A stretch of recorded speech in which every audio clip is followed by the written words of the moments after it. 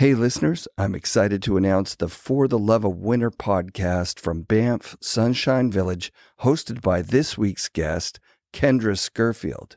Please pause the show and go subscribe to Flow Podcast SSV on Instagram, watch it on YouTube, or listen wherever you download your audio. The FNRad Snowboard Podcast is presented by Skyview Campers. This game-changing tiny home camper is built by Never Summer in Denver, Colorado. Inspired by Frank Lloyd Wright's architecture, these 12-foot lightweight campers at just 1,500 pounds are a masterpiece in design. Enjoy sleeping like royalty under the stars on a true queen-size mattress with a moonroof in your secure home-like bedroom surrounded by ample ventilation and shades for privacy. Stay cozy with a propane heating system and enjoy well-lit interiors powered by rooftop solar panels. And when it's time to cook, ingenious exterior countertops include a sink and a double-burner stove, all under a giant batwing awning. Skyview Campers, redefining adventure. Visit skyviewcampers.com to start your journey today. Wired Snowboards Season 7 is now live. Please go to wiredsnowboards.com and ask for Wired Snowboards at your local specialty snowboard shop. The Boardroom Snowboard Shop, Vancouver's premier snowboard shop, offers the right snowboards and related product at the right price with the best service. The Boardroom, providing the best possible product for your personal performance needs. Ripcurl Outerwear is packed with functionality. Ridden by superstars Chris Rasman and DCP, Ripcurl Outerwear is designed to keep you warm, dry, and comfortable. A certified B Corporation, Ripcurl is all about the search. Fixed bindings are tool-free, simplistic bindings that focus on dependability and strength while providing ease of adjustability. So durable that they have a 100% lifetime warranty on buckles and base trays. Fix snowboard bindings built better. This real estate secret could save you thousands. You get the best real estate agent working for you, and we put your money back in your pocket. In over 30 countries, Find an Epic Agent makes it cheaper to buy or sell a home. That's why it pays to click findanepicagent.com before contacting a realtor. Beneath outerwear and base layers will keep you comfortable during full days of being active, on the mountain, or in the office. Go to beneath.com. Life begins with what's beneath.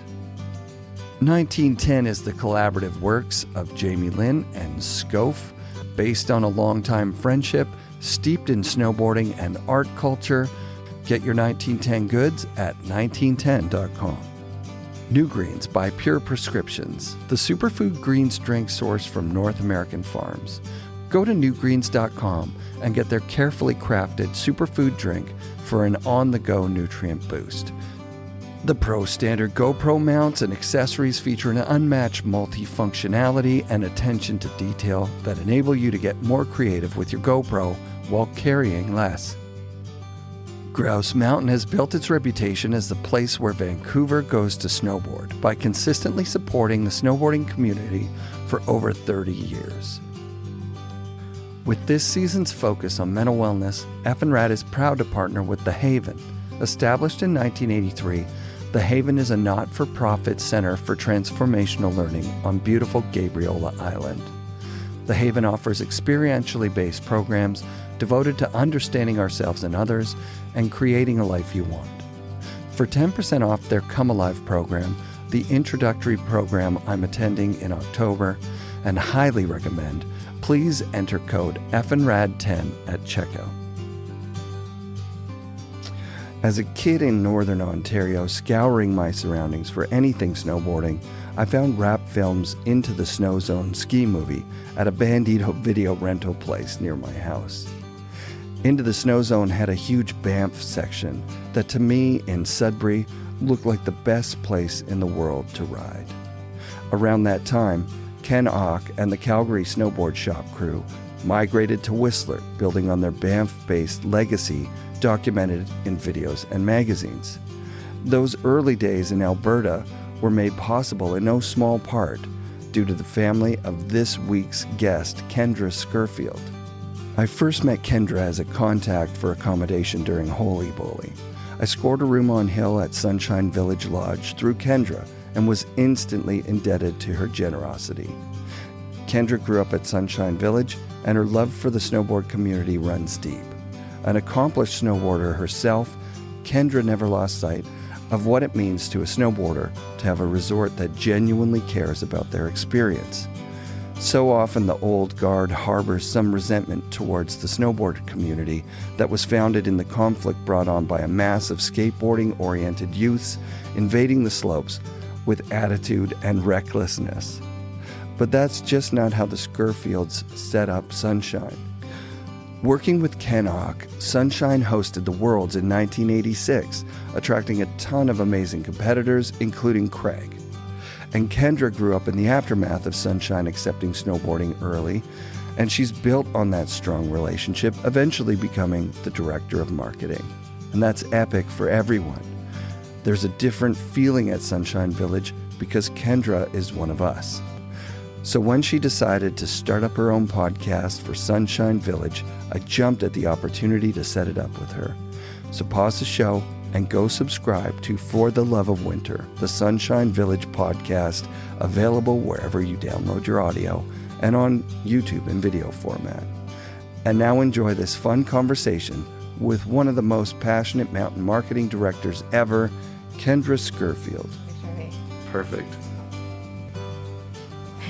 Cheese. Excellent. All right, so what did you have for breakfast today? I had a protein bite and a nut milk latte from Monogram Coffee because I drink a lot of coffee. Nice. I think coffee should be given through IVs some mornings. I can't do coffee. No? I mean, I do. Sometimes I do coffee. And then I get hooked on it. Then I can't not do it. So right now I've been off coffee for about a month. And how do you feel? Really good, because of New Greens. So this is a shameless product placement. I've got this guy, Dr. Devin Ryerson.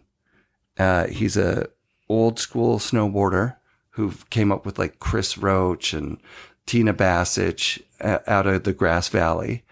And right now he does Pure Prescriptions is the name of the company. Oh, is that mine? You hear that Yeah. squeaky? All right. We want to minimize the squeaky. And he does this thing called New Greens. So it's like, I use it as a breakfast drink. And when I have that, I feel like I've got energy for the whole day. Oh. It's like 50 different vegetables and fruits that are freeze dried, and it tastes really amazing. I want to try it. Yeah, it's like there's one that's really famous, like Nutri-Greens, or I forget. Okay. But it's just like a breakfast drink that I do, and it got me off coffee. Most people don't want to be off coffee. That's perfect. I don't think I want to be off coffee. I think I like coffee. It's amazing. It gives you like clarity, mental focus, like. I had this cold brew that was like lemonade cold brew, and it was weird. It was good. It was weird. First sip, it was like all you tasted was the coffee, and then the second sip, the coffee flavor vanished, and all you tasted was lemonade. I'm like, this is that doesn't make sense to me. No. Coffee lemonade? Yeah, cold brew lime or cold brew lemonade or something. That's amazing. It was. Yeah, people do their morning ritual. Like, I totally get it. Whenever I watch comedians in cars getting coffee, when they show the coffee machines, no matter what time of night it is, I'm like, oh, I want a coffee right now so badly. It's like smoking or something. Yeah. Like, the imagery of it is so like powerful. And it is an addictive. Yeah. We don't need to get into addictive drugs. No, I do think that's fascinating. Like, I'm not a smoker, but I do think that like image of an old school vintage man or woman, cigarette in hand and black and white photo. There's just something so captivating about it. They marketed to us, to our generation, smoking was cool. That's just, I mean, it is an implicit bias that I don't 9 think out of 10 doctors smoke Marlboros. which is insane, right? It's nuts. It's not as cool to vape. I think it's fair to say when you see somebody kind of, and then the big weird puff cloud. No. Just doesn't look as cool. Now go back and play your video games. Right. Go inside. And smoking has become, like when you see people doing it, you're like, ew. Yeah. Yeah. Like, how crazy is it that it's changed that much? Was there ever smoking at Sunshine? Were you allowed to smoke on the lifts back in the day? Probably. Yeah. No, we went smoke-free really during the pandemic. We went smoke-free. In my lifetime, I've never been of legal age when you can smoke inside Alberta unless there was smoking rooms at some places. Right. So smoking inside was killed off. Yeah. Thank God. Thank God, because it was really disgusting. I remember being a kid and going to a restaurant and There's smoking section or non. Right. Well, that means the whole restaurant smells like smoke. Right. Right. Like a bus. When I was a kid, city buses had ashtrays. You could smoke on city buses? buses? On a city bus. Gross. Isn't that insane? Like, you're just on a city bus and people are smoking. It was nuts. Everywhere. Like, that was how I got hooked on it, was that my dad smoked inside the car. So, like, and it's freezing cold. The windows are up.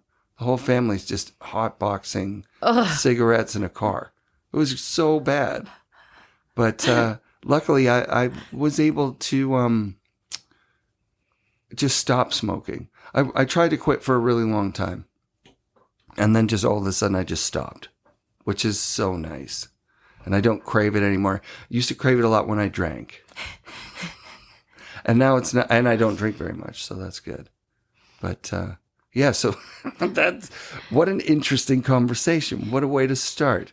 You are the daughter of, like, the Scurfield family. Did they start? No, we bought Sunshine in 1981, and my grandfather was looking for ways to diversify his company and his holdings. And what was his company? Like, what did he do? He was a home builder, so he was a developer, and he had a company called New West Homes, and he was at one point the second biggest home builder in North America. Oh wow! And he was a pretty big badass. Did you know him? No, he passed away before I was born. So he passed away at 57. He died in a heli ski incident in 1985. No way.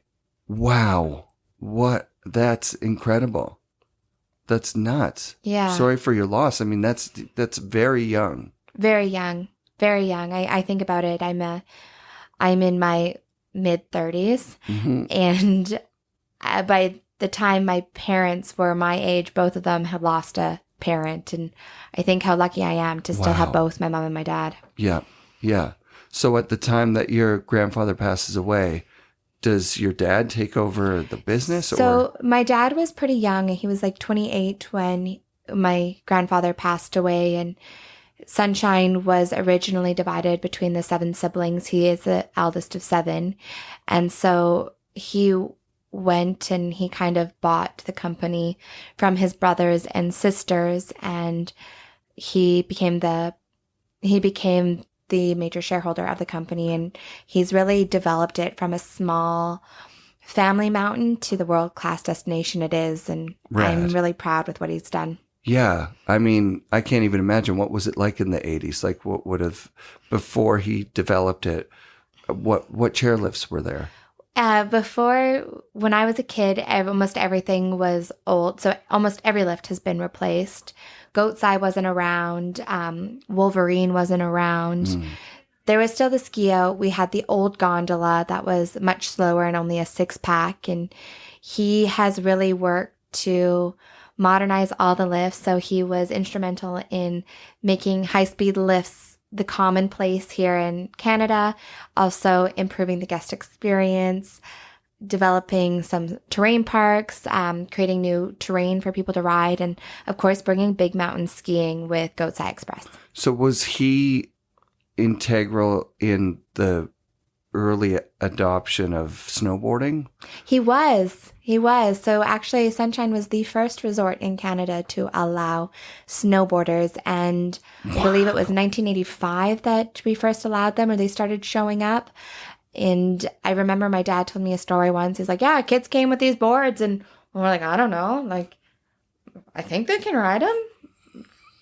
Why don't we just make sure it's safe and they prove that they can stop, and then we'll give them a license to shred. Amazing. So they had to do like this little... The little card. The little card. Right. It was laminated. You put in your pocket. It sounds like your dad's a pretty dope guy. He is super cool. Like open-minded and like, yeah, sure. I see this. By 85, see, in 1985, not a lot of boards are ready for a resort. No. You don't have proper boots. The straps are popping open. People are flying all over the place and having a hard time stopping. Was there ever a time where, obviously not, where he regretted that he had, it just would have been so exciting. Maybe he regretted it when I decided that I didn't like skiing and only wanted to snowboard. And he's like, fuck, I do this? Was he pretty serious about like getting you in ski school and you becoming like a ski racer or anything like that? I think that was the norm for kids my age and what you did. Snowboarding wasn't really a big thing. And growing up in Banff, I don't remember learning to ski. I just remember always knowing how to ski. Wow, really? I remember being 2 and holding on to the rope toe, and that was the hardest part. And please. I remember being like 3, and I didn't like the run that my instructor did. So I'm like, okay, bye. I'm going to do this run instead. At 3 years old. And I would just go kind of like, it was my playground. I knew how to do it, and I was going to do it my way. So that's amazing. Yeah, I don't really remember learning to ski, just always knowing how to do it. And I did ski racing. I started with the Sunshine Ski Club as a 5-year-old and worked my way up. Didn't love ski racing. Yeah, you need a certain kind of personality to be driven to try and beat other people. Yeah, right? I really just liked free skiing, so yeah. I didn't like gates. Yeah. And did you explore the mountain? Did you like powder early on as a I loved kid? powder. I loved bumps. I loved tree runs. I loved going fast. I loved the adventures, and like I used to pretend that there were monsters and giants that lived in the mountains. I had this one instructor who told me, if you look at Delirium Dive, you can see a face. And she said that it was a giant, and the giant liked to eat peanut butter and jam sandwiches. So up until I was like 12, I used to, when I skated on my skis, I would like spread the peanut butter, spread the jam, spread the peanut butter, spread the jam. And the mountain to me was just such a magical forest. It was enchanted. It was my bridge to Terabithia. That's so sick. And with your dad operating this place, he was like a GM or he CEO? He is the CEO. Yeah. And he was the GM of the mountain when I was younger. So I would imagine that the mountain was a bit of a babysitter too, right? Because he's going to be busy as hell all day long. Yes, definitely. Yeah. So the mountain was really my playground. Yeah, in Vancouver, we've got Grouse. I worked at Grouse. Yeah, briefly. Yeah. So like, you know how you do the gondola? So people will put their kids on the gondola and then just be like, see you later. Bye. Because where's the kid going to go? I mean, aside from out of bounds and getting in trouble, which doesn't happen at Grouse, actually. It's a really contained mountain. But that's the only other mountain like that I've ever been to is Sunshine, where really you could drop your kid off and just say, like, keep skiing and then come down in here and meet me at 4 p.m. or whatever. Definitely, you can. And everything what else is great about Sunshine is even if you go up and you want to ride different terrain, everything kind of funnels to either the village or to the parking lot. You're not worried about ending up in some foreign location. It's huge. Like, do you know it like the back of your hand? Obviously. Yeah. Yeah. Like, it's massive. I've been here 3 times and I still haven't explored the whole thing. I've probably only taken like 4 of the lifts. Well, the mountain views, like how pristine and dramatic the Canadian Rockies are around it makes you feel like you're kind of in an island in a sky in another world. It reminds me of those 80s ski movies where they would go on big destinations and a big part of them was filmed here because you get the backdrops and it's like the Canadian Alps or something. It's really so beautiful. It's you can see why William Van Horn, the president of the CP Railroad, when he came to Banff, he said, "If I can't export the scenery, I must import the tourists." Really? Yeah. That was the deal? That totally makes sense. Yeah. Yeah. I've been here. The first time I was here, Terrier and Nicholas Mueller were riding, and I got to ride with those guys. Oh, cool. Which was insane. Talk about Did you like keep celebrities. Oh, yeah. Yeah. Barely. I wasn't doing the tricks they were doing. My trick is I pull my phone out and then I'm filming like, hey, I'll film you guys. And they were just blasting and having so much fun. And the weather was good.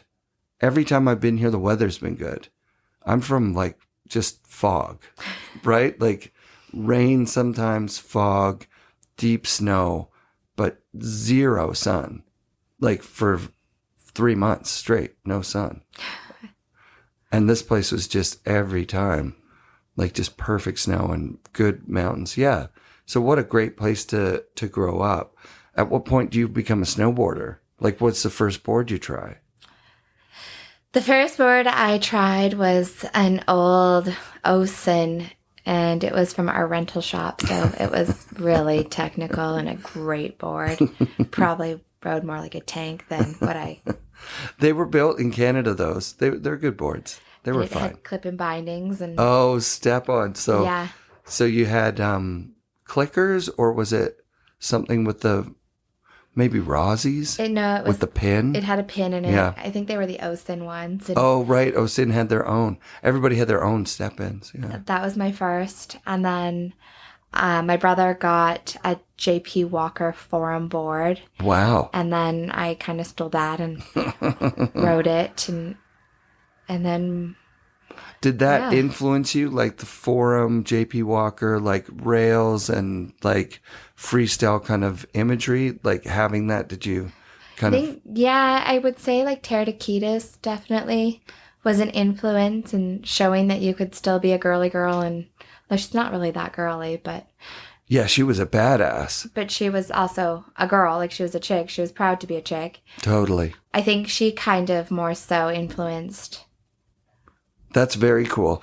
Yeah, just pull that mic here a little. Yeah, like that. That's perfect. And when she had her pro model board and it was like the bright Genius? pink Forum Genius, that was one of my earliest favorite boards. That's something I've learned through the show is that you want to see yourself reflected in the community, right? Like, so people like Tara had huge followings because every little girl that was snowboarding was like... She's cool. She was so cool. She carried herself so cool. She rode the big jumps with the boys, and she was as good or better than a lot of them, which was dope. Yeah. She was, I don't want to say the first superstar because there was a lot of women before her, but she came up and was really just like... Unapologetically like her. Yep. Yeah. Yeah, she was badass. She wasn't trying to be like overly tough or masculine either. She was just... Yeah, there was a lot of like, because she was riding for Billabong. Yeah. She, like you say, her board was bright pink. She was like... She owned herself. Yeah. And I think that's cool. Yeah. I think sometimes we all get this preconceived notion and conception that we have to present a certain way to make it. We have to get a certain haircut. We have to pretend we don't feel pain, pretend that we have no emotion. And really... We're not carbon copies of one another, and I think you need to be yourself. It's tough that age. My kids are going through it now. How old are they? They're 20 and 24. So I've just watched them go through, that last awkward push through teens and into your early 20s where, image is important, especially nowadays with social media, and filters and the whole thing. But they navigated it wonderfully. I'm proud of both the kids. They've done it. So you can do it. And I think the philosophy that you're talking about right now, where it's like, I'm not going to be a cookie cutter person. I'm not going to be doing this for someone else. I'm going to be who I really am.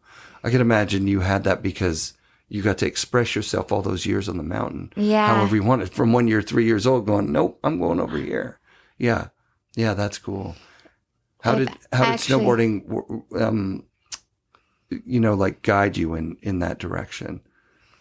I think snowboarding was definitely an escape for me, and it was a chance to just play and be free. And it's funny, I feel so much more invincible when I have my snowboard gear on, no matter how outlandish and bright. This past winter, I rocked a very awesome full suit of hot pink from Half Days that I'm in love with. And I don't know, there's just something about the character that I can be on the mountain, and sometimes it's different than who I think I can be in real life. I don't know why, but I think snowboarding is about happiness and joy and expression. That's what you're saying. Yeah, like expressing that part of you that is creative and excited, playful. Yeah, open to ideas and experiences. That's why I think your podcast is going to be epic. Is that you're in this beautiful place. You've got unfettered access to this amazing, like, just backdrop of inspiration. Like, it's like I could see, even if I was having a down day, and then I get on that gondola and get out and go to the top of a lift and just look around. And I think that is what Sunshine is for so many people. We welcome people from all over the world, and we're so grateful to, but we're a place people dream of visiting. We're a bucket list destination. We're an afternoon, I'm done with the office, I need to get out of town for our Calgary guests. We're a place where you can say, I don't need to worry about this right now, and almost turn off your phone and mute the noise and just have a few good runs and turns and nature and remember your place. That's amazing.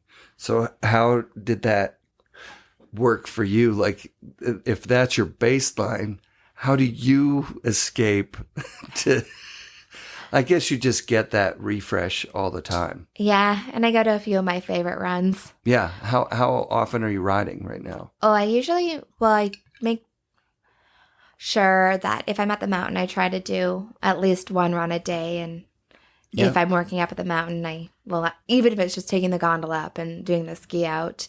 But I will say I at least still get in about 60 days on snow. Yeah, of course. Yeah, that's a lot. Yeah. People will talk about 100-day season, but you don't realize that's like 6 days a week, every week of the entire year. This past winter, we had a 200-day season. Wow. That's a lot. When did you guys open? You opened early November? We opened November 3rd. Yeah. Yeah. And then you went all the way until June. Till May 21st this year. Till Slush Cup Monday. Yeah, that was it. Yeah, that was the last big push I saw. Slush Cup. So as a marketing director, are you scheduling the whole season? Do you have a calendar somewhere where you've got like the season at a glance? Yeah, so we kind of almost have a template for our events and what we want to do and bring to life. And as a marketing director, the events team does fall under me, and our spring is our big activation for events.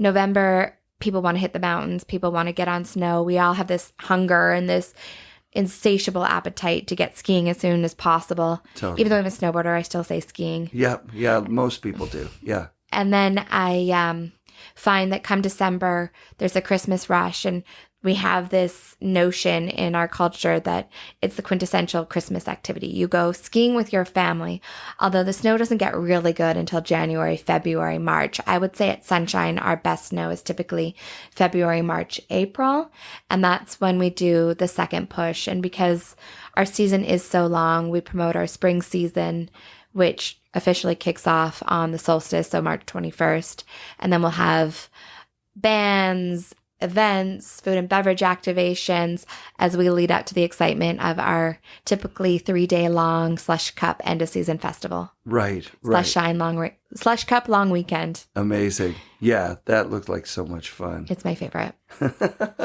Well, you've got to have a couple of favorites because it came from the village, and Holy Bowly are just They're insane. also so fun. Insane. And you ride those courses. That's the thing that blew my mind. Was that most marketing people, they'll go out with a camera, they'll do a couple of turns, but they're not hitting the features. Well, I think that's the beauty of Sunshine is we are a community of skiers and snowboarders, and we do skiing, we do snow sports because it's in our blood, not because it's trendy or it's what we think we should be doing. We want to be a community first resort, and we want to give the people who ski and snowboard access to cool features, cool events, so that they can build their stories and fall in love with winter the way we do. Yeah, that's awesome. That's really awesome. So you left the country for school, right? Mm-hmm. You went to school in the States? In Spokane, Washington. That's so rad. Spokane. How did you figure Spokane? Well, I think I was a bit of a late bloomer, and I wasn't sure I wanted to go back to school. I wanted to be a professional snowboarder, and Rad. then I was getting really tired of being hurt all the time because it hurts. It hurts to fall. Yeah. And my dad said, okay, well, you either have to go to school or you're 100% on your own. And I said, okay, school it is. Yeah. At like 22, okay. Yeah, that's a tough time to go because, now you're the older person in the class. It's amazing. It's funny you're 22 and you think you're old. 22, come on. But how did you pick Spokane? Is like my dad got his University law of degree from Gonzaga, and so Gonzaga. I wanted to be someplace close to home in case I needed to drive home and go skiing. Yeah. I also wanted to be in a place where there was skiing and snowboarding. Right. And what's the local mountain in Spokane? It's there was Mount Spokane, Yeah. which was kind of like a fun, almost Seymour-esque vibe resort. rad. And then there was like 49 degrees north and Yeah. Silver Mountain. And then Schweitzer was also around that area. Oh, so it's Eastern Washington. Yeah. Really close to the Utah, Idaho, Wyoming, Totally. Thing. Yeah. Montana. Montana too. So much good skiing there. Like right in that one little Mhm. area. But it's like not very developed. There's not like No. a big like city center. No, like Spokane is the biggest. And then And I it's guess small. It's small. It's like 500,000 with the greater area. So not Yeah. big, but it's growing. It's one of the faster growing regions in the U.S. right now. How did your dad wind up down in the States going to school? I am not 100% sure. Right. So he's not from the States. No. He's from Alberta. He's from Alberta. Yeah. There's a different vibe Yeah. in Alberta to anywhere else in Canada. I do think he was wanting to get, he wanted to be a lawyer and do some corporate law. And I think, thought that he would work for his dad's company in maybe a legal capacity and I do know that he wanted to practice in the U.S. and at least get his bar in California, which he did manage to achieve. Wow. That's pretty Badass. and definitely rare for that time for a Canadian to want to have like a U.S. stamp of approval on that. That's cool. And then, so was he practicing law when he was 28 and his dad passed away? He was working, yes, he was doing some legal stuff and he was doing some EA work with his dad.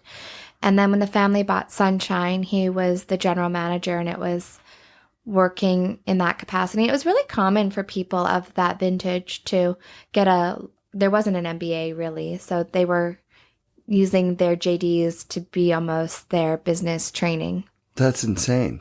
But it makes sense because you can crunch numbers and deal with all the legal stuff. The in between, the reading between the lines, I just can't imagine being 28 years old and running a resort. That just doesn't, like most of the lifties are 28 years old now, right? Our average age is 26 at 26. Sunshine. Yeah, exactly. And can you imagine those guys in 2 years, like taking over ops of the whole mountain? No, but I do think my grandma's 93, my mom's mom. And the other day she said to me, she's like, I always thought I was old. I've been old all of my life. And now I'm actually old. Wow. And it was kind of like Yeah. I was 12 and I thought I was old. I was 22 in university as a freshman and I thought I was old. I'm 37 and I think I'm old. Like, That's interesting. we had Yeah. this concept that we're so much older than we are, but I'm the opposite. So my best friend growing up, when we turned 30, I called him. He turned 37 months ahead of me. I said, "Oh my God, I'm so scared. Like, what's it like?" And he was like, "I feel like I've been 30 my whole life. Like, I finally feel like I'm the age that I was." And I thought back, I'm like, yeah, he was like a 30-year-old, like 5-year-old. He was very practical and looking to the future. And when I turned 30, I was like a 30-year-old 9-year-old. Like, I'm a 50-year-old 9-year-old. I'm stuck at that, like, excited about the world, skateboarding, or snowboarding, like this childish kind of pursuit. But it's not. But it's not childish. But it's not. I mean, people make really good lives out of it. There's so many different avenues for, being a person that lives in the mountains, plays in the mountains, that's dedicated to the lifestyle of going skiing, going snowboarding 60 times a year. I also think we all know who we are, like our true selves at 4, 5, 6, and then maybe we let other people's preconceived notions and the world tell us who we think we should be, and we spend a lot of our adult life trying to get back to that person we were. That's interesting. That's absolutely my experience. I've seen that firsthand. Like, you lose yourself to, like, what expectations, right? Like, so if you're smart at school, they expect you to be a doctor, be a lawyer, do something with school, be a professor, be that, like, person that just goes to school and then becomes the person that teaches at school. But yeah, I think you're right. 4 or 5 years old, you kind of know. I was jumping off of the playground stuff as high up as we could, and just a definite risk taker and looking for that thrill, that excitement. And holy smokes, snowboarding delivers that in spades. Yes, it does. Yeah, because you can just turn down the mountain and it's fun, but then you can challenge yourself trying to ollie over a rope or hit a jump, there's like a million different ways to get excited when you're snowboarding. It's amazing. I love it. So you snowboarded the whole way through school. How long did you go to school in Spokane? For 4 years. You made it. You did the whole thing. Yes, I did the whole thing. Yeah. I loved it. I was sad to leave. What did you take? I took business. Yeah, killer. And so you knew. Yeah. If you get this business degree, you're coming back to Sunshine and you're going to be helping with the business. That was my goal and my intention. And were you close with your dad? Yeah. That's awesome. That's awesome. And you have a brother or a sister? I have 2 younger brothers. 2 younger brothers. I would say I definitely am the one that's most in love with the sport. Mm-hmm. So kind of following in your dad's footsteps. He was one of 7, did you say? One of 7. Which is, like, insane by today's standards. But 3 is insane by today's standards, right? 7's just, you wouldn't do I know that. I have 1. I'm like, how? Yeah, I have 2. I wasn't and I was prepared like, for how much work 1 was. Yeah. And mine's easy. Yeah, and 2 is not. Yeah, it's so nice having the first one be easy, hey? Yeah. People looking at you like sideways, like, how did you luck out? And all of my friends with 2 are like, the first one tricks you. The thing for me with 2... Did you have both boys or? No, the girl first and the boy second, which is perfect because she helped out so much with her brother. She named him. Like, so his name, she picked it out, which was so sweet. Bowen. Cute. So she picked his name, and she was always this, like, guardian, and she was so helpful. So my first wife and I split when they were like 4 and 8, I think. And so she was really on the hook for, like, helping out. But because of that, they were so close. They still are. It's so amazing that they have each other. So that is fun. But the big thing was, with the first, it was a lot of work. There's no denying it was a lot of work. But when Bowen came along, Emma had us to herself for 4 years. So then it was like this instant guilt that we couldn't be 100% there for her anymore. Plus an added guilt that Bowen's not getting 100% ever. No, never. Yeah. So it was really challenging having two. I wasn't expecting it. I think about that I struggled with mine, and I'm like, he's never going, like, I will never have this again, because if there's a second, it won't just be me and him watching. That's it. Snuggling on a couch reading a book. Right. For the 100th time. Right. Yeah. Brown bear, what do you see? Yeah, Goodnight Moon was one for us, and for some reason the Disney story of Beauty and the Beast, just over and over. I could do it without, like I knew what pages I could skip to get to the end faster, to get that. Just, okay, now fall asleep. Well, you missed a page. No. Yeah, it's fun. It's fun, but what people don't tell you about being a parent is that it's all consuming. Mm-hmm. So that Kendra that went to university and had so much fun and left and missed leaving, like, you don't get to bring that to parenting. No. I often explain it like, and it took me a long time to realize it. And I love both my kids to the moon, obviously. But as far as relationships go, if I had a friend that was like, hey, Eric, I'm done. Could you come into the bathroom? That wouldn't be a friend anymore. That would be Eric, sit. Yes. Eric, sit. Not more, there. please. Not there. There. My coffee. Mine. My coffee. Exactly. Isn't it insane? It drives you nuts. It really drove me nuts. No, I don't give my toddler coffee, but we froth milk for him, so he thinks he's drinking coffee. Oh, that's so sweet. And he says, coffee? More coffee, please? How old is he? 4? 2. 2. Oh my God, you're right at the beginning. So I'm just waiting for the call from daycare, being like, why is your son drinking coffee? Can you please not give him coffee before daycare? Oh man. Sorry. What is the coffee age now? I remember when my kids started talking about Starbucks. We want to go to Starbucks for a frap. I was like, ugh. They were doing it to bother me. You know what I mean? They're like, we're not those kids. But their friends were, like 10 or 12 years old, drinking coffee. Doesn't it stunt your growth? I was told that. They're all tall. They were fine. I think I started drinking coffee at like 16. Yeah. It felt like such an adult thing to do, hey? And then, so from 16 to 22, what are you doing? Obviously, you're, a little bit of partying, a little bit of... Finishing high school, snowboarding a lot. Yeah. I worked at Sunshine, so my first job was in the rental shop, and I was 15 when I did that. Then 16, 17, 18, I did... I was a ski instructor and a snowboard instructor, so I did have my level 2s in both. And then I went to film school in Vancouver. I went to VFS and did a lot of writing there, and I enjoyed it. But then Vancouver was really, really gray. Yeah. Really gray. Yes.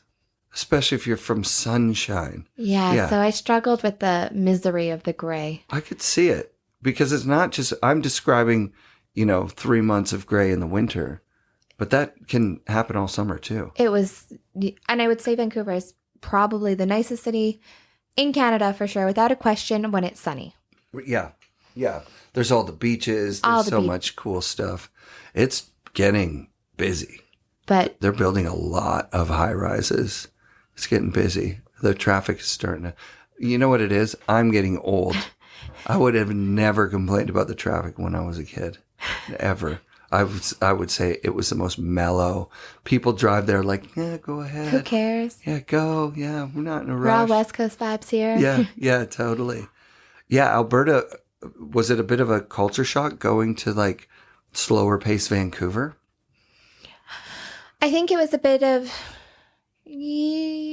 not really. I think I fit with the culture when I was younger, and I liked it. I liked the work, play, lifestyle balance. I liked the art scene. I liked the music scene. I liked so much about it. The hardest part for me about Vancouver was the weather. And even though it's cold here, like I'm not saying that it's warm in Alberta in the winter because It's that would be freezing. a lie. Yeah. But it's a dry cold. It's a cold that if you dress properly and you drink the right amount of hot chocolate or hot beverage and you sit by a fire, you're going to be blissfully comfortable all winter long. And there it was like you got wet and it was damp and it was in your bones and you're like, I'm so cold. I'm so miserable. I'm never going to be warm again. Where did you live? What part of town? I lived in North Van Yeah, cool. So what on was your... Lonsdale. Of course. Yeah, I worked at that Lonsdale Boardroom for...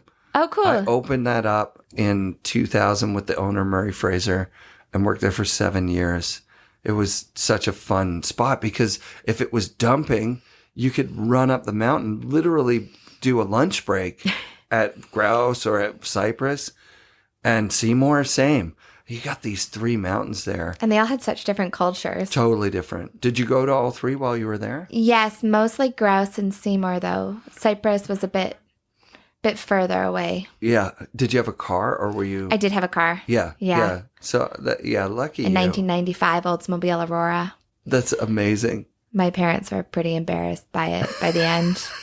I learned that it could mold in a car because of how damp my ski gear was. Yeah, you leave your stuff in there. That's not good. My mom came to visit once and she's like, oh, what is that? Oh, Kendra, it stinks. Oh, no. So were you upper Lonsdale or down by the waterfront? Like I guess mid now. It was lower Lonsdale, Yeah. but it was not on the waterfront. It was like 6 blocks up. Yeah, it's been developed. So like it used to close down. Like after 6 o'clock, it was just like there's nothing to do. That was insane. It's a different world, different city than I remember it being. Yeah, and you must have had that Goldilocks syndrome where you'd go downtown to go out and see a show. Yeah. And you're like, I've got to go by midnight. The SkyTrain closes or the C-Bus closes. The C-Bus. That was nuts. Catch the last C-Bus at whatever, 12:15. It's so bizarre that that was their, there was a real limiter on, and downtown Vancouver closed down early too. It was kind of a weird scene for a while. Remember once I must have looked like 16 and the captain of the C-Bus came, even though I was 18, but obviously I was like way older in my head. And he's like, oh, you want to come sit in the cockpit? So I got to sit in like up top and it was actually really cool. Yeah, like what they would do for a kid. Yeah. Like, yeah. Hey, check this out. I've never been invited up there. That's awesome. Yeah, I must have looked way younger. Yeah. Maybe I thought I was like 12. I was short. I grew 4 inches after high school, so yeah, it probably was like, oh, where are your parents, little girl? That's your late bloomer story. Yeah, that makes sense. Oh, that's fun. That's cool that where I ride. It's a really amazing city for that. But if you are bummed out by living in a rainforest, then it's really gonna wear on you over a long period of time. Yeah. But Calgary is really cool too. I would say that over the past few years, Calgary has really evolved and changed, and it's getting some more of the cultural influences from that 100%. skate and snow culture. Yes, 100%. You see it everywhere. Yeah. I could see that there's, like the new cool restaurants. Mm-hmm. It's got a good vibe. I love Calgary. And it's sunny, so I can't complain. Yeah, that's dope. And the Stampede is a good time. Yeah. Oh, yeah, you just had Stampede. How long is Stampede? Is that a week? 10 days. Unbelievable. And what are your favorite things about Stampede? I've never been, so I don't even know. I think my favorite thing about Stampede is like the festival vibe of dressing in Western wear for 10 days, and the whole city kind of leans into it. And if you don't lean into it, you kind of get out of the way, but yeah, it really just takes over. And I love how people make it their own. Calgary Stampede, I remember hearing about it when I was a little kid. So it's been going forever, right? And it was 110 years. It started in 1912, and they missed 1 year to COVID. Oh, God. COVID sucked. COVID did. Did you guys operate through the whole thing? Yes and no. So I remember March 12th, like it was yesterday. It was actually in the UK. I was on a press trip, and when I arrived there, it was like March 5th or 6th. The world was normal. And then did my conference, did the work. Things were getting like weirder and weirder by the day. I remember getting a text message from a friend, and she's like, are you guys going to close? resorts in Italy are closing. Like, are you going to close? I'm like, this will pass. Like, this is Yeah. like, no, I'm not worried about this. And then I flew back on March 12th, and that was the day Trump announced that there was no European flights to come to the continental U.S. And my flight was it was packed. There was national teams trying to get home. There was there was a wait list to get on the plane. There wasn't a spare seat. It was madness to get on. And I'm there and I'm on and watching the plane. One person had a medical emergency and the flight attendants came in like hazmat suits to them. They called for a doctor. They smocked up the doctor. And as we arrive in Calgary, we're sitting on the tarmac and we're told that our plane was going to be quarantined for a bit. So we had to wait to get some patients off the plane. And then I'm like, yeah, this is different. That sounds I'm not so sure stressful. what's going to happen. And then each day got progressively weirder. I also landed right when the quarantine was introduced. So I wasn't up at the mountain. And then on March 17th, was our last day of operation before we were ordered by ADIRSA, the body that regulates lifts, so ski lifts in Alberta, to shut down. And we essentially had 24 hours to lay off something like 800 employees, to close our staff accommodation, to get people home. So it was just madness closing shop. And then I at first was like, okay, well, maybe it's 2 weeks. We'll reopen. And 2 weeks turned into a month, into 2 months, into we passed Slush Cup and we had our virtual Slush Cup, which wasn't very much fun. I mean, it was fun, but I know it what was you're really saying. weird when I look back on it that we even had to think and pivot that way. Yeah.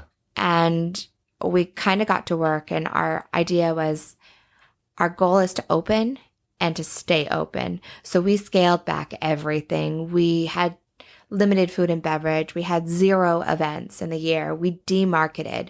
We put up signs like, you've got to stand-ish 6 feet apart from one another. Yeah. Your gondola have to wear your mask. Oh, wow. Well, that it's at least creative and fun, and you're playing the game. Who is it that runs the lifts here? Like, so ADIRSA is the governing body for amusement parks, elevators, lifts. In Alberta. So in BC, is it Transport Canada or something? I think it's like the Ministry of Highways or something that I'm not sure who does it in BC. Yeah. I think it's different. Like, because I think there was a half pipe under a lift at Cypress, and the Ministry of Transportation was like, no, we're shutting that down. And that was maybe the governing body of the lifts in BC. I think it is different because each province has it in a different place. That's crazy. And then the next year we got through that 1 year of COVID fine. It was probably the most boring year. Like, it was a vanilla year. Snow was great, but...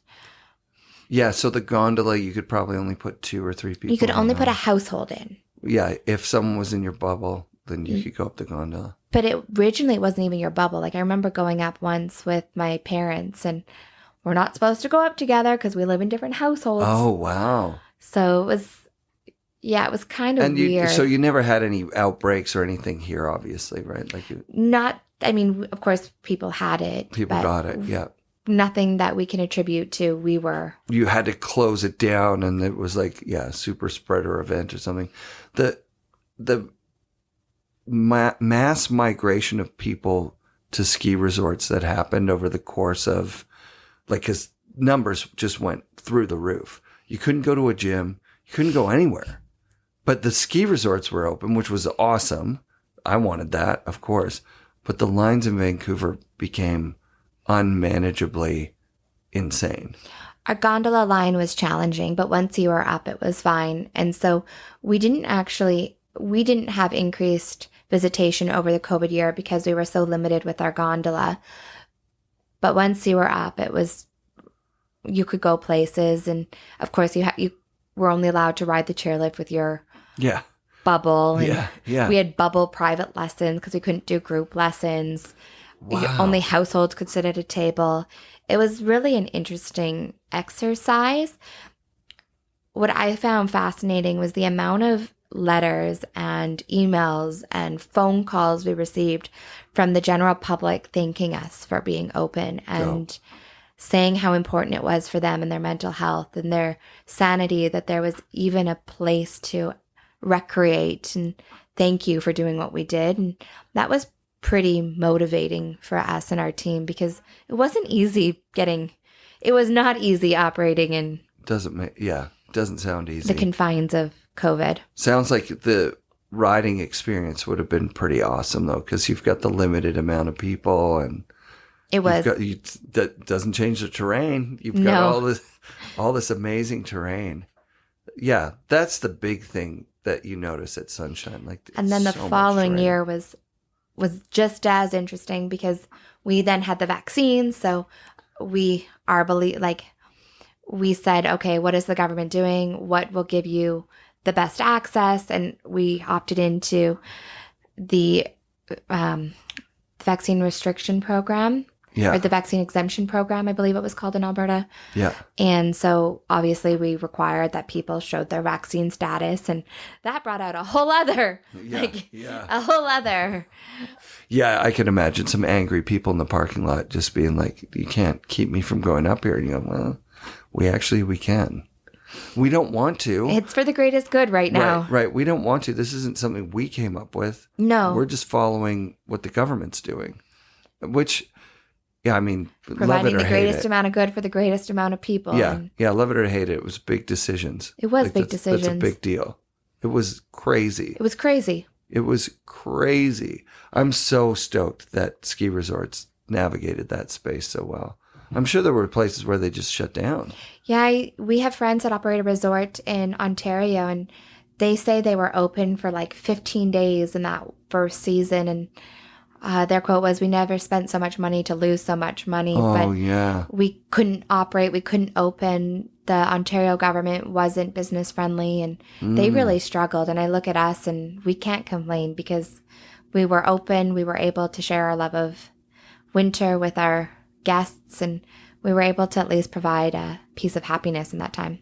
When did you get out of university and start working up here?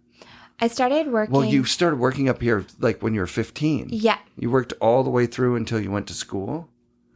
And then 4 years off. What did you do while you're at school? Were you just focusing on school, or did you have like a part-time job down there? I was just focusing on school and you can't snowboarding. Work in the I couldn't work in the States. Right. Yeah. I would serve part-time at the Magpie when I would come home. Yeah, just like business as usual when you come home. See your friends, serve at the Magpie. Yeah. And then fresh out of school... I worked for a home builder. I worked at a fitness studio. I worked at an ad agency. I did some things getting around. And then I actually started our first Facebook account back in like 2004. Wow, that's early. Before Facebook had business pages. Wow. And so I set us up as like Sunshine Village, and he was a dude. He was 28 years old, like made the whole like... Right. He wasn't in a committed relationship.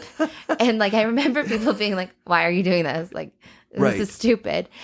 And then when I was in university, someone's like, oh yeah, we have to convert the Facebook page that you made into a business page. And that... Incredible. So you had that kind of foresight. Like, you're like, oh, this will be a good marketing tool for the mountain. Why not? Yeah. And I was more like, I'm a millennial. This is where I am a millennial poster child, and I'm not ashamed to admit it. But... Sure. Yeah, they get a bad name in stand-up comedy, but yeah, millennials. We might say why. Yeah. So you didn't just come straight out of school and start working up here? No, there wasn't really a place for me to slide into, or there wasn't an organic, and I did want to work at Sunshine. It was definitely my goal and what I wanted. And then there was a social media manager that was hired, and she was telling people, oh yeah, the new policy is that it's best to post once every 10 days. That's what all the big companies are doing. And she went on vacation and was defending this, and my dad was like, no, this doesn't work. Like, this isn't making I don't sense. get it. This doesn't make sense. Why like, would we do that? It's here all the time. social media should be real time, shouldn't it? Yeah, And like, post a million. It's 100% yeah. real time. Like, Post a million things. Just post every day. and what I find with our social strategy is consistency. Consistency is everything. Transparency and consistency. People want to know what it's actually like that day. They want to know what their experience will be like. And they want to know that you're there, that you'll listen to them, that they can ask questions and be heard. Yeah, that makes sense. That's a really tough one, right? Like truth in advertising. I know I've spoken with several people that worked at our local mountains about like how does it benefit you if you say that it's +2 and snowing? Like if it's not snowing, if it's raining, people want to know that. They're driving up a long road to get soaked. Like that doesn't help you out if you lie about it. No. Or exaggerate. Light precipitation. It's like, okay, well, just say it's raining. Especially if it's pouring. Come on. We're very lucky we don't get, it's rare for us to get rain. Sometimes in the spring we do, but like, yeah, it's cold. It's like on days where it's -30, we'll say, yeah, it's cold. If you're coming up, bundle up, dress warm, take breaks. That's your responsibility as a resort. It is. It's like a real-time snapshot of what you're driving up into. Because it's not, you're not just casually walking out your door and walking into the mountain. It's an effort to get there. No, and with my customers or our guests, I don't want a one-time. Yeah. I don't want a one-day ski or one-day stand of a customer. I see it that we're in the long haul. We're in a long-term relationship. I want them to come, fall in love, be turned into a raving fan, and they can say, I didn't like it when you said this. You weren't transparent. Yeah. I'll listen. I'll hear it.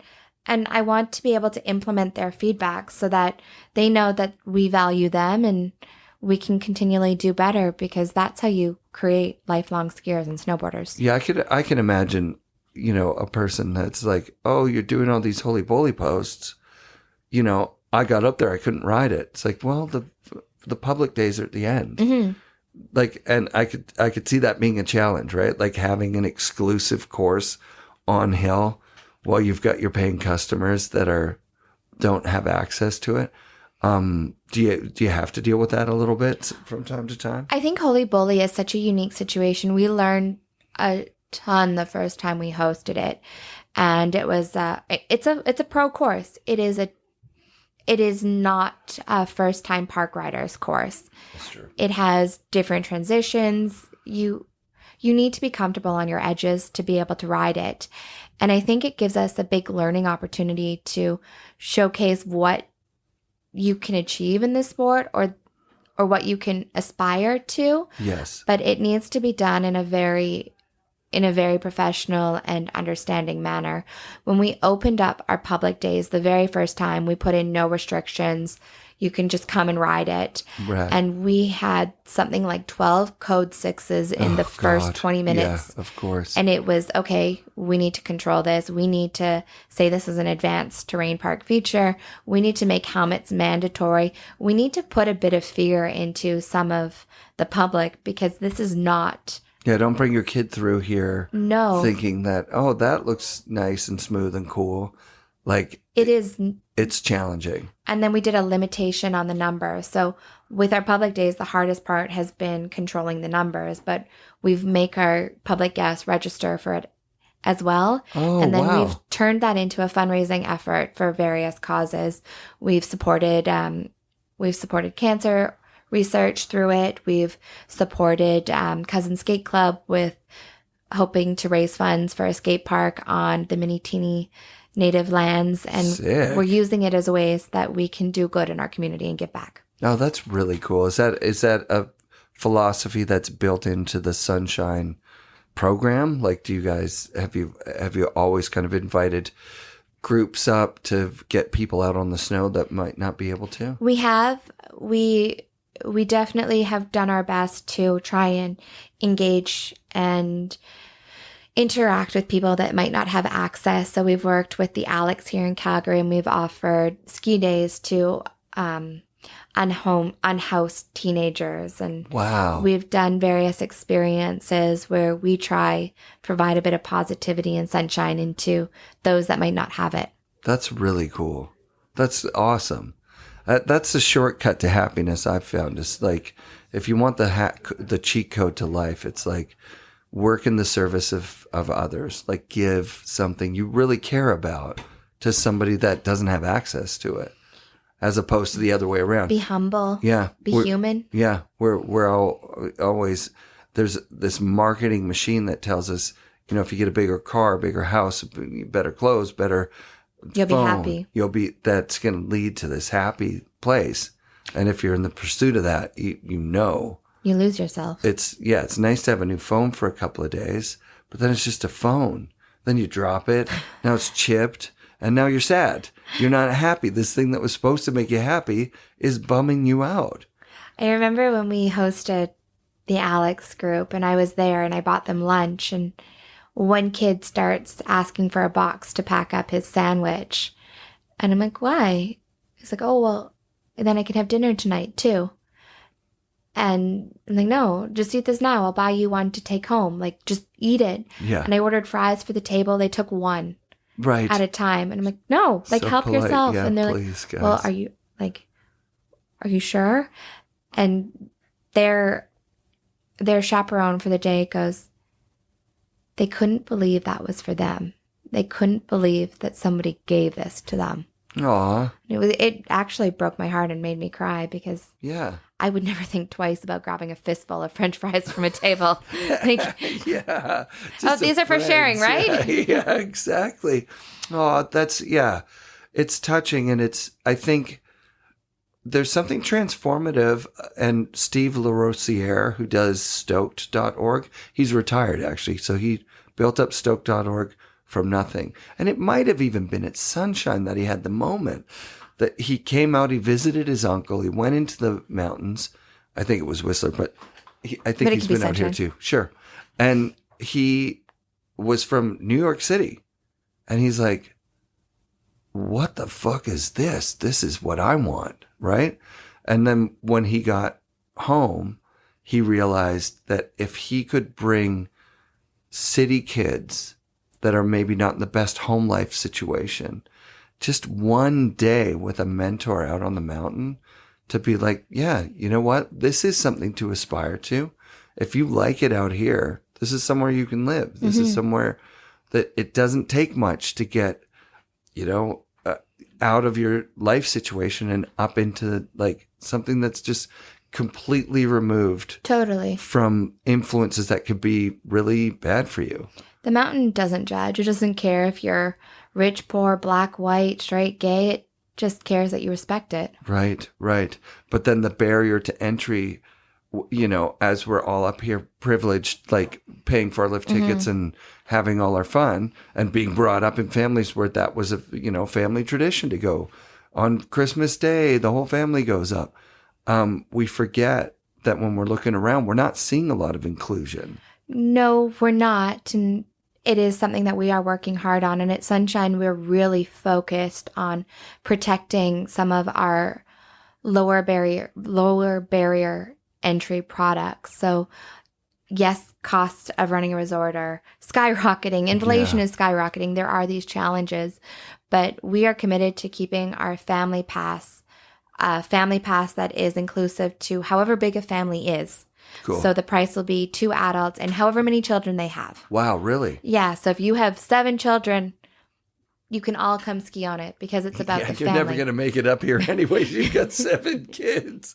Yeah, no, but that's really cool. Our Costco tickets, where they're like, essentially last year it was under $200 for 2 tickets. That's great. Our super cards. And we're working on ways that we can get back to communities and work with communities to make skiing inclusive, because it needs to be inclusive. Yeah, it wasn't like it was nobody's fault. No. There are these, I don't even want to talk about the system of, pay to play, right? Yeah.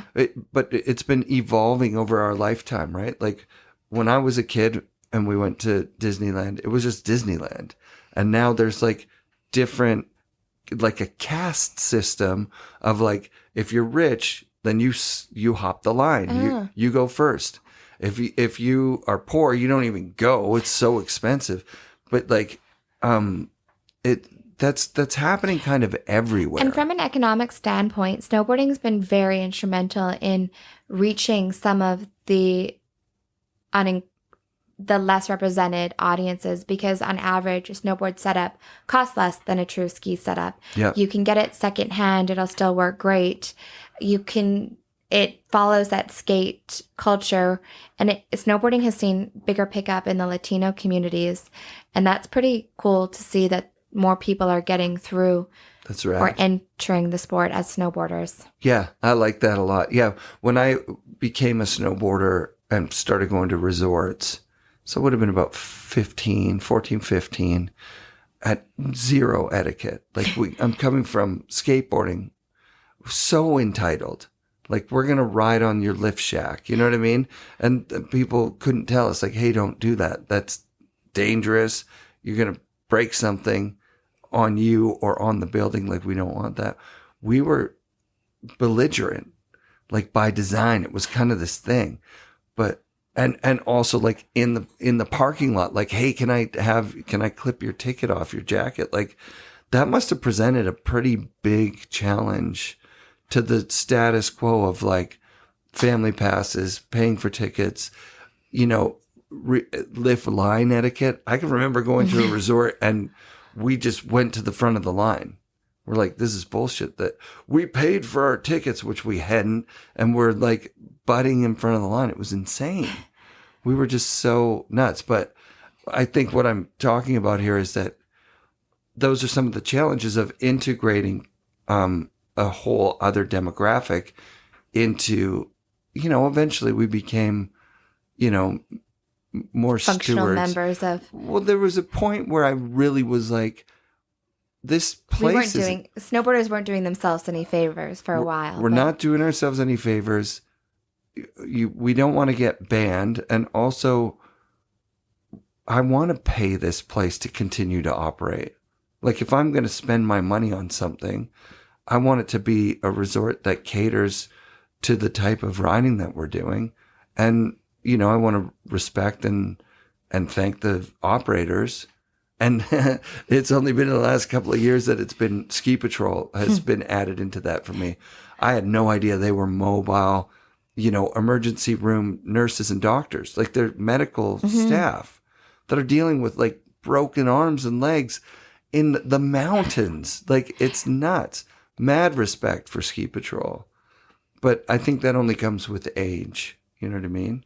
So, yeah, I've apologized personally to Eddie Wood for stealing lift services and put a public service announcement out that, like, look, if you can afford a lift ticket, buy a lift ticket. If you need to get a season's pass, make sure you make it for that deadline. Get the season's pass. The season's pass is your absolute most affordable way to enjoy the season. Yeah, it's epic. Do you guys do a end of the season pass that's good for next year kind of thing? No, but we do a spring pass. So like, it's probably our absolute cheapest pass. And because our season is so long, we have a pass that typically goes in sale early March, end of February, and becomes valid on the 21st of March to the end of the season. So essentially 60 days, and it skis off in like 4 visits. Yeah. What's the cost on one of those? It's like $500. That's so reasonable. And I think people need, like, one thing I wish people knew is that every time there's vandalization of a gondola cabin, windows, chairlifts, that increases the cost of our business, and it makes your lift ticket go up. Every time you don't pay, there's something that has to be done. So the more we think of skiing and snowboarding as a community sport, the more we have to cover our share, because it's not cheap running a mountain. Yeah, absolutely. Yeah. And now with the conglomerate mountain passes, how has that affected you guys, right? Like, because there's the Epic Pass, and then there's Icon Pass, and there's Mountain Collective, and we are on the Icon Pass and the Mountain Collective Pass. The Mountain Collective Pass really started as a response to Vail's Epic Pass, and it was a collection of all the independent resorts that had personality and character. Cool. And I'm very grateful that that pass Who else is on that pass? We've got Jackson Hole, Big Sky. Oh, wow. There is Sugar Bowl in California. Epic. Panorama, Revelstoke. Jeez. It's a great pass, and it is 2 free days at each resort. It is an amazing pass product if you want to hit multiple resorts on that. Yeah. I'm a huge believer that the Mount Collective Pass is probably one of the best ways to ski the world. You can ski Japan with it. You can ski in Europe with it. Amazing. And what I like about that pass is it encourages the unique characteristics and ideology of each resort. And then Icon Pass is a little bit different. It was started by Alterra Group, and it has all of the Alterra resorts on it, and then more of the independent resorts as well. So you're on both We're passes. on both. Oh, that's incredible. I got to get linked up with one of those 2 passes just as so I can travel around. Because when I went to Tahoe, I ended up at Palisades. Thank you, Dave Downing, for hooking me up with tickets there. And Palisades at Tahoe is amazing. That's great. But Sugar Bowl was like surge pricing day pass. I was looking at like $300 lift ticket, and I was just going, I don't know if I can do this. American? 210 Canadian. 210 So 300. American. Yeah. Or like 3,000 Canadian. No. Yeah, it's so much. Not free. Yeah. And also it was like I got up there late, right? Like so like they didn't have an afternoon pass. It was they turned me away at guest services. They said there's just not really a pass that makes sense for you today. I was like, "Oh my God, I just want to do the last hour of the day." But I also understand, like they're a huge resort running, I'm coming in as, media, and I knew I was going to be there. I should have, reached out 2.5 weeks before or whatever. But yeah, so I should get linked up with, which one do you personally like better, the Icon or the Mountain Collective? They're both great products. I think I like the Mountain Collective because it's got a bit more character, personality. It started as a group of resorts that are like-minded, and it's a bit more affordable. It's 2 days, so the Icon and Epic, they all have their levels, their tiers, their caste system, if you will. Yeah, exactly, right. And the Mountain Collective is just pretty simple: 2 free days at each resort plus 50% off. That's amazing. So yeah, you could go a Revy. You could do a trip from Vancouver, go to Revy, come out here. Sun Peaks is awesome on the way, and then head south of the border. Yeah, and get down to Jackson is just amazing. Have you skied Jackson? I have not. It is on my list. Oh yes, you have to go. It's amazing. The fall line there is just incredible. It's crazy. Well, you guys share a mountain range, right? Is that there in the Rockies, yes, the Southern Rockies or whatever? And Schweitzer and all that stuff in. So, but I think Jackson has a lake effect or something. They get heavy snowfalls. Yeah. Yeah. Yeah, it's on my list of places I want to go. Yeah, and Revy gets a lake effect as well. So, which is, because when you get out to the Rockies, it's like drier, smokier. Yeah. It's like a smoke cold powder that is almost Houdini-esque. Yeah. The best part of it, and I remember this from Big Sky as well, was that fresh groomed in the morning was very close to as fun as like a 6-inch powder day. You know what I mean? Yeah, that like perfect corduroy. Just perfect corduroy, just like ripping top to bottom and just edge hold and fun. And you then can still spray. And then you didn't need any weather to happen in order for it to be perfect again the next day. It's just like, lather, rinse, repeat. You're having these perfect days, day after day after day. You're going, I get this. I like that. I like that style. It's especially amazing for park. It's incredible. So you were a park rider, right? I was, yeah. That's how you met Crush. You told the story of meeting Crush down in Spokane. Washington. Yes. It was at a feeders event at Spokane Valley Mall. That's just nuts that he was doing that. Like in a parking lot? Yeah. That's so like fun. September. I think it was or maybe it was. I think it was early September, around like Labor Day. Yeah. Or like early, because we were eating watermelon. Yeah. So like kicking off the season. Yeah. He's doing this event in your local mall parking lot. You show up. Do you tell him that you're from Sunshine? You were a kid. I was a kid. It was fun. It was super fun. Yeah, you rode the event. It's kind of sketchy. Did you compete? We did,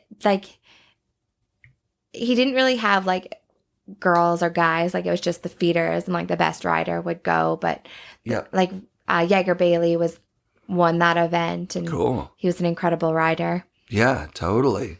That's rad. And you're equally comfortable hitting park features like rails and stuff like that as you are shredding gnarly lines or hitting jumps. Now definitely not. But as a mom, have you just when did it cool down? I think what you get more used to. When I was in school, I was definitely jibbing a lot more, and cool. There was great rails and terrain parks in the Spokane area, and they had all these scaffolding setups. So I did more of that, and then as I got older, it was more big mountain, more. And now it's okay. I'll go right pow or delirium dive or get some runs here, and it's a little easier on the body. It's a lot easier on the body. You still hit jumps? I do. Yes. Yeah. Yeah. I've seen it. I've seen footage. You're solid. It did take me a bit to get back after having a baby. I was a bit more nervous. Yeah. I didn't ride park for an entire year while I was pregnant, although I did ride up to the 36 weeks, and that's amazing. My mother was not happy about it. Yeah, of course. Yeah, I think the statistic on postpartum trauma, right?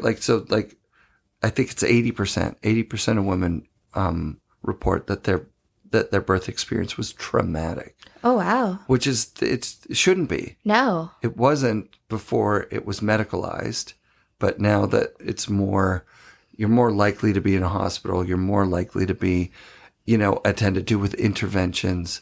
I think. I wouldn't say my experience was traumatic. That's great. You're in the 20. I'm lucky. 20. I was very lucky. Yeah.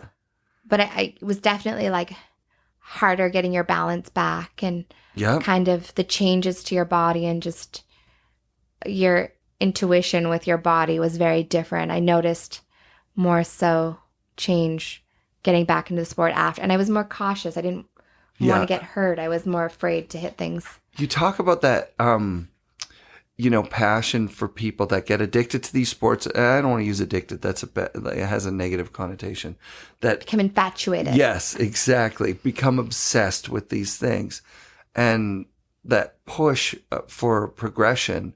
And I've seen it with moms. I think you put that energy towards being a good parent, right? So you're no longer thinking about your own personal progression, and now you're in these in between years where putting your son on skis is borderline abusive, right? People are he snowboards. Does he already? Yes, and he loves it. You gotta be kidding me. No, That's he amazing. loves it. Is he in lessons? Does he do we just go and play and do half an hour? Yeah. But it is true.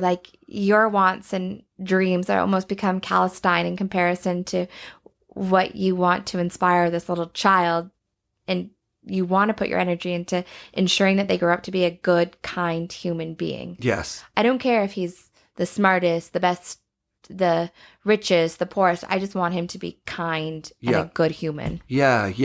That's the goal for us with our family was kind human. Let's make functional people. Let's create a foundation where the challenges of life that are inevitably gonna, they're happening. That the kids feel like they've got somewhere to lean back on. That they know they're supported and they can support others, and that they can give a hand when necessary. It's cool that you say that, because I've had that talk with my son a couple of times, where I'm because you had so much support growing up, it's your responsibility to pay that forward. It's your responsibility to recognize if somebody's hurting, if someone's in need. Give them a hug. Yeah, and you can Listen. And you have the capacity to do it because you've had so much support your whole life. My kids are great. It's amazing, and obviously yours will be too. Thank you. If you've got that philosophy, and that's the drive. But Well, it's like I'm such a believer. Bad moods are contagious, but so are good ones. yeah, 100%. And I mean, with mental health, it's a difficult road to travel because you can't, especially postpartum depression is a real thing. And you're mourning your loss of this amazing life you had. Yeah, I definitely think that was one of the harder points was the mourning of the freedom of my old life. Even it was as simple as going to the grocery store to buy something without all the fanfare of packing up a bucket seat. Eating a little snack without somebody's little hand grabbing some of it and creating. Yeah. Even the coffee. It can be a nightmare. You're trying to just keep this hot drink away from these little curious hands that are they're looking for the thing that's going to get your attention. And as they're reaching at that cup, you're like, no, don't even think about it. You really do mourn for the person you were, even though you love who you've become more. Yeah, that's parenting 101. Like, and no one could tell you that. No. That's the thing. There's no person in the world that's going to say, like, what kind of jerky person would be like, oh, you're going to have a funeral for yourself. Yeah. But that's almost a good idea. Like, that's almost a good business plan. It's like to have a funeral home for the parents to go, be like, what are we getting ourselves into here?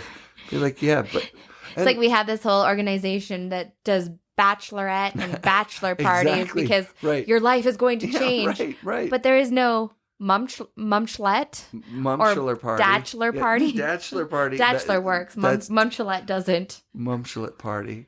Yeah, no, that sounds doesn't wrong. rub. But it's true, right? But then you navigate it, and everybody navigates it differently. But I think one of the things that's cool about this big sharing of information that's going on with the technology being so connected is that, doctors are starting to prescribe nature, right? Like, here's your prescription. Go to sunshine and just walk around. Yeah. 2 days a week. And if it's not working, come back and see me. We'll do other stuff.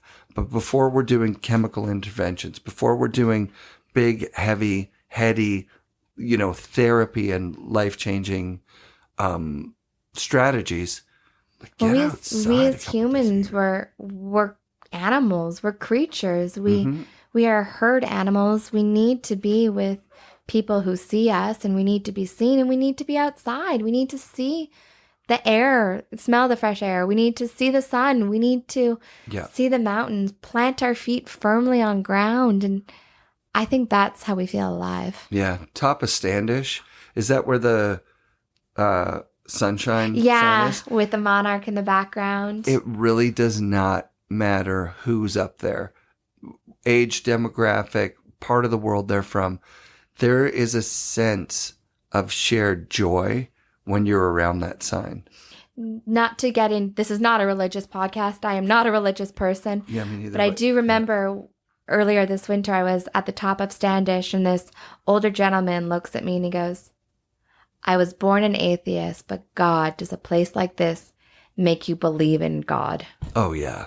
That's it. That's abso-friggin-lutely. The top. I think it's that what you were just talking about, that humans are herd animals. It's like when you're up there in that group, whoever it happens to be at that time, there's a lot of shared laughter, smiles, wonder, curiosity. Yeah. And like hope for the future. Like it's, you can get in your bubble. You can get pretty deep down in these rabbit holes of videos and sitting in your house and not wanting to go out. Which brings up one of our bigger challenges is being within the National Park System of Canada. We've we face huge restrictions to our operation, our growth, our strategy. And I think it's really fictitious and it's not necessarily big picture, because in my lifetime, Canada has grown astronomically. We just hit 40 million people. When I was 7 years old, Calgary was less than 700,000 people, yet Banff did 3.8 million visitors to the area per annum. Wow. Now, 30 years later, Calgary is over 1.4 million people, yet Banff is only doing 4 million visitors per annum. So that growth doesn't equate. And I worry and I wonder if the restrictions placed on us by the government force the gentrification of our sport, force us to eliminate other areas of customers, no matter how hard we try to protect them. Interesting. Because we don't have room, and it will naturally progress in a way that those that have money will pay to get to the mountains easier, will pay to stay in the hotels easier, will pay to experience it. And I don't think that's fair. I do think our national parks are for everyone. Yeah. And that we need to have growth and the opportunity to grow and develop responsibly so that we can make sure that all are able to access it. That's a really, really interesting thought. Yeah.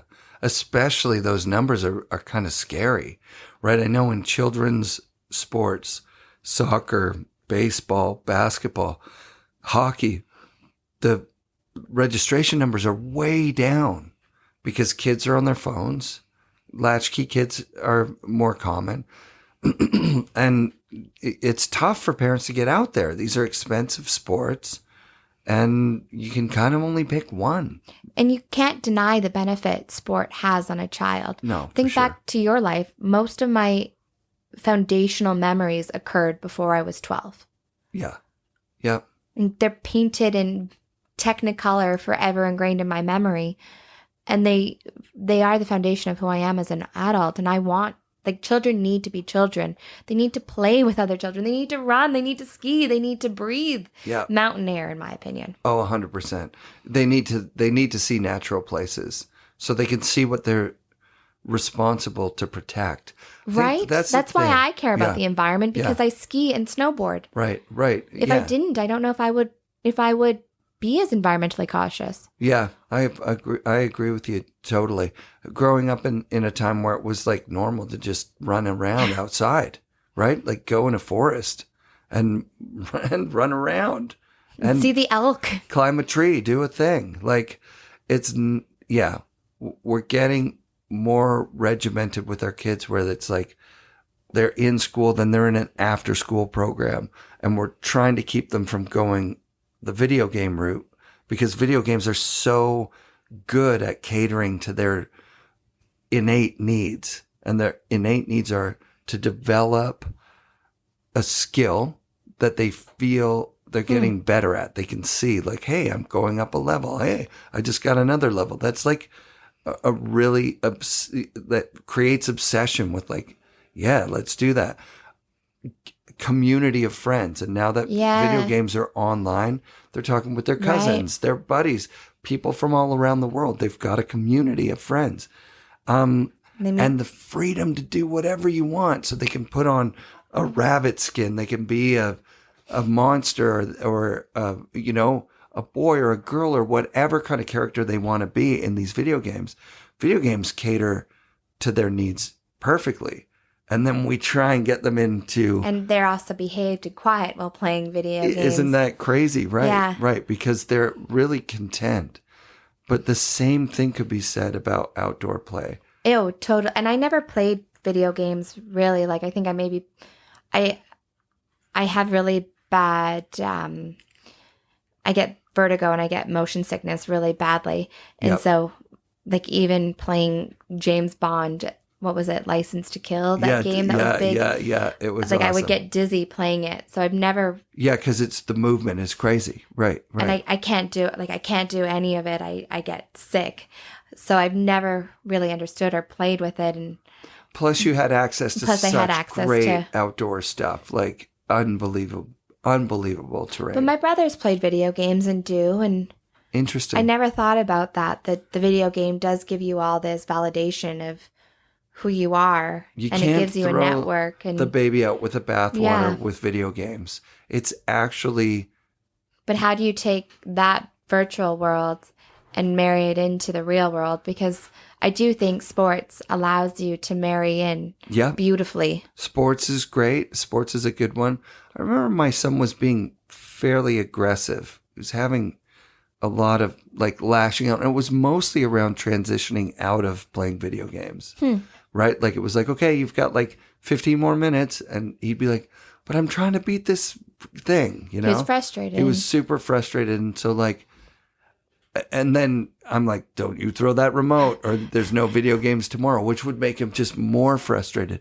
There was like a boiling over and it wasn't working. And we went out in the forest and I was like, you know, I'm not going to scold him about video games. Like, I love them too. They're fine. But I grabbed a stick and it said, here, you know, hit my stick with that, you know? And he took out his frustration, was just smashing stuff. I'm like, you can smash anything you see here as long as it's not like living creatures habitat type thing. And after 5 or 10 minutes, we were laughing and, you know, play sword fighting and running around. And it was like a video game. It was like the same thing he was doing in the video game. He was doing out in the real world. And then he was ready to talk. Then he was like, I get so frustrated. These games are predatory on that. You know, my friend is at level 88 and I'm at level 66, but he gets money from his parents so that he can have all the cheats. He can have all the best weapons. He can have, you know, he can get further. It's not fair. And I'm like, yeah, life is not going to be fair. No. It's just not. But out here, you know, living real life is important. You need a balance. I think that's what it comes down to. You do need a balance. But you need a balance that you can regulate inside of yourself, not when your dad's not there. No. You play video games for all But day life and all isn't night. fair. There's nothing fair or equitable about it. I hated that when I was a kid. It's up to us to be respectful and courteous with the privilege that we are gifted and share when we can and pass on that gift, because the more we appreciate what we have, the more we can share it with others, I believe. I agree with you. I think we're getting to a point where the idea that I was saying before about you get more stuff, you're more happy, is being exposed as that's just not what it is. The philosophy of the original indigenous people of Canada and North America, for that matter, was the responsibility for nature. We're the newest addition in the animal kingdom to the table. And you want to be a good guest.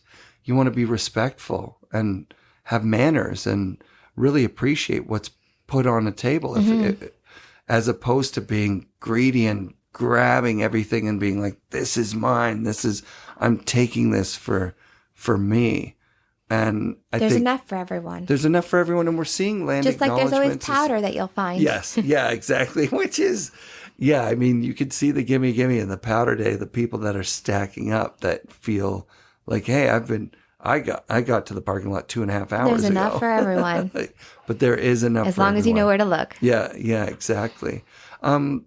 Is Sunshine on some unceded territory or some heritage? Banff National Park is situated within the traditional present-day territories of Treaty 6, 7, and 8, as well as the Métis Nations. So it's right at that crux of 6, 7, and 8, the treaty. The Banff National Park is, right in the middle of it. Yeah.